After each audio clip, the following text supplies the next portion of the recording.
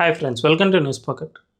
కేరళలో బీజేపీ ఘన విజయం సాధించింది. గతంలో ఎన్నడూ లేనంతగా కేరళ రాజధాని అయిన తిరువనంతపురం మేయర్ స్థానాన్ని బీజేపీ తాజాగా కైవసం చేసుకుంది. ఆ రాష్ట్రంలో స్థానిక సంస్థల ఎన్నికల ఫలితాలు వెలువడిన నేపథ్యంలో ప్రస్తుతం బీజేపీ అక్కడ సంబరాలు చేసుకుంటోంది. ఎందుకంటే గతంలో జస్ట్ 14% మాత్రమే ఓట్ షేర్ సాధించిన కమలం పార్టీ ఈసారి ఏకంగా 25% దాకా ఓట్ షేర్ను సాధించింది అని విశ్లేషకులు చెబుతూ ఉన్నారు.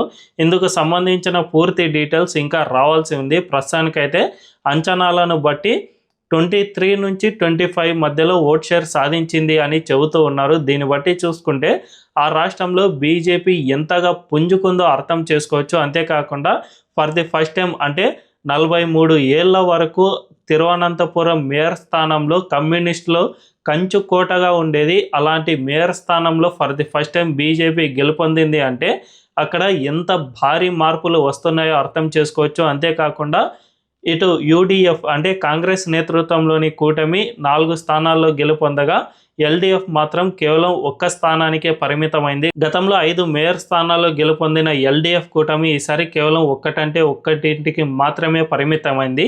దీన్ని బట్టి చూసుకుంటే ఆ రాష్ట్రంలో భారీగా పొలిటికల్ చేంజ్ వస్తోంది అని స్పష్టంగా అర్థమవుతుంది. మరి బీజేపీ కేరళ లాంటి రాష్ట్రంలో అక్కడ జస్ట్ 54% మాత్రమే హిందువులు ఉన్నారు.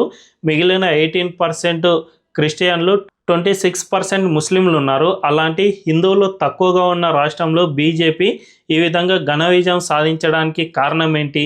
ఇదే కాకుండా ఆ రాష్ట్రంలో ఏకంగా 3000కు పైగా వార్డులను కమలం పార్టీ కైవసం చేసుకుంది అంటే ఇది ఆషామాషి విజయం కాదు. 25% ఓట్ షేరును సంపాదించిందంటే భవిష్యత్తులో దీన్ని మరింత 35 దాకా కనుక లాగగలిగితే ఖచ్చితంగా కమలం పార్టీ అక్కడ అధికారంలోకి వస్తుంది అని విశ్లేషకులు చెబుతూ ఉన్నారు. మరి దీని వెనుక ఉన్న ఫార్ములా ఏమిటో ఈ వీడియోలో తెలుసుకుందాం. అంతకంటే ముందు ఈ వీడియోను లాస్ట్ వరకు చూడండి. ఇందులోని కంటెంట్ కనుక మీకు నచ్చినట్లయితే ఖచ్చితంగా మా ఛానల్ను సబ్స్క్రైబ్ చేసుకుని బెల్ ఐకాన్ను క్లిక్ చేయడం అస్సలు మర్చిపోద్దు. ఇక డీటెయిల్స్లోకి వెళ్తే కమలం పార్టీ ఎప్పుడైనా కూడా రాజకీయాల్లో కట్ థ్రోట్ పాలిటిక్స్ను నడిపిస్తూ ఉంటుంది. ఎక్కడ చిన్న అవకాశం వచ్చినా కూడా దాన్ని వదులుకునే పని అస్సలు చేయదు. కొన్నిసార్లు అయితే అసాధ్యాలను సుసాధ్యం చేసిన సమయాలు కూడా కమలం పార్టీకి గతంలో ఉన్నాయి. కాబట్టి ముఖ్యంగా యూపీ లాంటి రాష్ట్రాల్లో ముస్లిం మెజారిటీ ఉన్న ప్రాంతాల్లో కూడా కమలం పార్టీ విజయం సాధించగలిగింది. అలాంటిది కేరళలో ఇప్పటికీ 54% హిందువులు ఉన్నారు. వీళ్ళతో పాటు క్రైస్తవులను గనుక తమ హక్కున చేర్చుకోగలిగితే ఖచ్చితంగా తాము అక్కడ విజయం సాధించగలం అని బీజేపీ కొన్ని దశాబ్దాలుగా ప్రయత్నాలు చేస్తూనే ఉంది.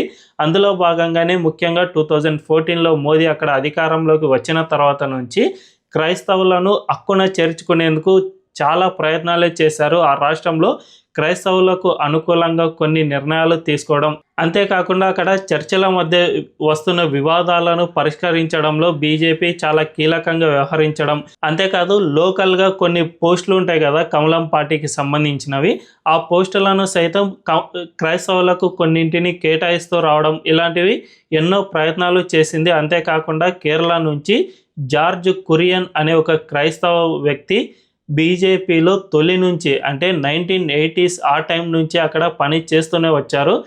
కమలం పార్టీకి ఆయన తన నిబద్ధతను అప్పటి నుంచే చాటుకుంటూ వచ్చారు. అలాంటి వ్యక్తిని ఏకంగా కేంద్ర మంత్రిగా చేయడం ద్వారా క్రైస్తవులకు ఆ రాష్ట్రంలో ఇస్తున్న ప్రాధాన్యత ఏమిటో బీజేపీ చాటి చెప్పింది. దీంతోపాటు రాష్ట్రంలో కేరళలోని మునంబం అనే ఒక ప్రాంతం ఉంటుంది. ఈ మునంబం అనే ప్రాంతంలో వక్ఫ్ బోర్డు ఏకంగా 404 ఎకరాల భూమిని ఆక్రమించింది. ఇందులో ఎక్కువగా క్రైస్తవులు బాధితులుగా మారిపోయారు. వాళ్ళు కొన్ని ఏళ్లుగా ఈ పోరాటం చేస్తూనే ఉన్నారు. మా భూములను వక్ఫ్ బోర్డు లాక్కుంది అని, మమ్మల్ని కాపాడండి అని కోర్టుల్లో అనేక ఏళ్లుగా వీళ్ళు పోరాటాలు చేస్తున్నా కూడా వీళ్ళను ఎవరు కాపాడలేని పరిస్థితి ఏర్పడింది. ఎందుకంటే వక్ఫ్ బోర్డుకు ఉన్న అపరిమిత అధికారాలు వీళ్ళను కొన్ని సంవత్సరాలుగా ఇబ్బంది పెట్టింది.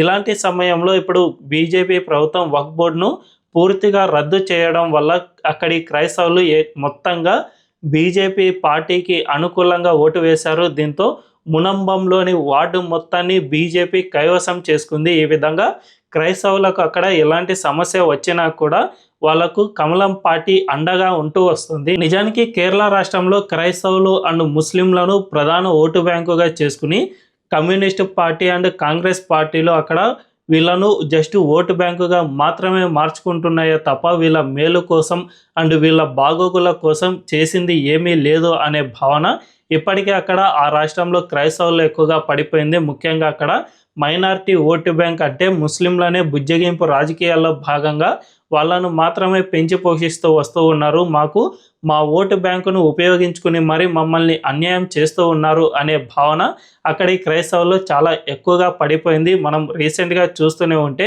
ది కేరళ స్టోరీని క్రైస్తవులు సైతం అక్కడ యాక్సెప్ట్ చేసిన సందర్భాలు ఉన్నాయి. అంతేకాకుండా వక్ఫ్ బోర్డుకు సంబంధించి క్రైస్తవులు సైతం అక్కడ పోరాటాలు ఎన్నో చేశారు. దీంతోపాటు చిన్న చిన్న ఇష్యూస్ ఏమైనా వచ్చినా కూడా ప్రభుత్వంలో ఉన్న కమ్యూనిస్టు ప్రభుత్వం కానీ లేదంటే ప్రతిపక్షంగా ఉన్న కాంగ్రెస్ కానీ ఎక్కువగా మైనారిటీలకు అనుకూలంగానే నిర్ణయాలు తీసుకుంటున్నాయో తప్ప మాకు అనుకూలంగా ఎలాంటి నిర్ణయం తీసుకోవడం లేదు అనే విధంగా వీళ్ళలో ఒక భావన పడిపోయింది. కాబట్టి ఈ శూన్యాన్ని బీజేపీ ఉపయోగించుకోవడం స్టార్ట్ చేసింది. రీసెంట్గా అంటే ఈ స్థానిక సంస్థల ఎన్నికలు జరుగుతున్న సమయంలోనే కేరళలోని బీజేపీ అధ్యక్షుడు కె సురేంద్రన్ ఒక కీలకమైన స్టేట్మెంట్ ఇచ్చారు. ఈసారి స్థానిక సంస్థల ఎన్నికల్లో కమలం పార్టీ 25% ఓటు బ్యాంకును సంపాదించుకునే లక్ష్యంగా పనిచేయబోతుంది అని కె సురేంద్రన్ అప్పట్లో ప్రకటన చేశారు. జస్ట్ ఒక నెల తిరక్క ముందుగానే ఈ ప్రకటన పూర్తిగా నిజమైపోయింది. కేరళలోని క్రైస్తవులను వీళ్ళు బాగా అట్రాక్ట్ చేయడంలో విజయం సాధించారనే చెప్పుకోవచ్చు. ఈ రిజల్ట్ను కమలం పార్టీ ముందుగానే గ్రహించింది. మాకు క్రైస్తవులు మెల్లిమెల్లిగా దగ్గరవుతూ ఉన్నారు. గత లోక్సభ ఎన్నికల్లో త్రిశూర్ నుంచి సైతం బీజేపీ గెలుపొందడంలో క్రైస్తవ ఓటు బ్యాంక్ అనేది చాలా కీలకంగా మారింది. త్రిశూర్ అనేది క్రైస్తవులు ఎక్కువగా నివసించే ఒక లోక్సభ స్థానం కాబట్టి అక్కడ వీళ్ళు కూడా ఎక్కువగా కమలం పార్టీకి ఓటు వేయడం వల్ల మాత్రమే ఈ విజయం సాధించారని చెప్పుకోవచ్చు. తాజాగా ఈ తిరువనంతపురంలో కూడా క్రైస్తవ ఓటు బ్యాంక్తో పాటు హిందూ ఓటు బ్యాంక్ అనేది మిళితమై ఉండటం వల్ల మాత్రమే అక్కడ వీళ్ళు విజయం సాధించగలిగారు.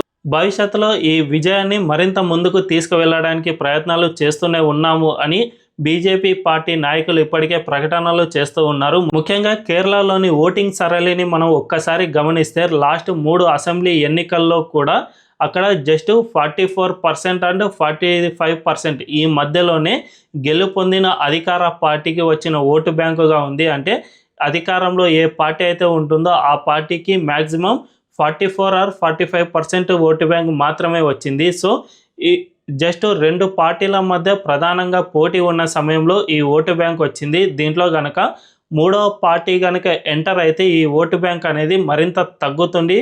దాదాపు 37-38% ఈ పర్సెంట్ మాత్రం వస్తే కనుక ఆ రాష్ట్రంలో 3 పార్టీల మధ్య పోటీ ఉంటుంది. కాబట్టి 38% ఇంత రీచ్ కాగలిగితే ఖచ్చితంగా ఆ రాష్ట్రంలో గెలుపు సాధించడానికి వీలవుతుంది.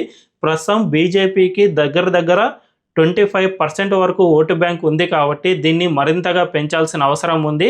ఒక 10% కనుక పెంచగలిగితే ఆ రాష్ట్రంలోని తటస్థ ఓటర్లు సైతం కమలం పార్టీ వెనుక ర్యాలీ అవ్వడానికి అవకాశం ఉంటుంది. కాబట్టి మిగిలిన శూన్యాన్ని కూడా ఈ తటస్థ ఓటర్లతో భర్తీ చేయడానికి వీలవుతుంది. సో వచ్చే ఎన్నికలు అంటే 2026 ఏప్రిల్లో కేరళలో అసెంబ్లీ ఎన్నికలు జరగనున్నాయి.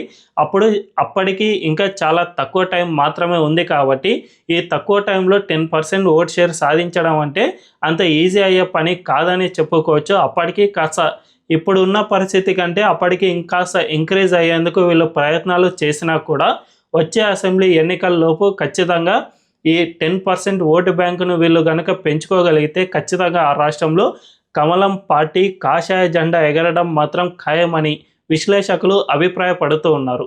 మరి దీనిపై మీ అభిప్రాయం ఏంటో కామెంట్ల రూపంలో తెలియజేయండి. ఈ వీడియో కనుక మీకు నచ్చినట్లయితే ఖచ్చితంగా మా ఛానల్ను సబ్స్క్రైబ్ చేసుకుని బెల్ ఐకాన్ క్లిక్ చేయడం అస్సలు మర్చిపోవద్దు. Thank you.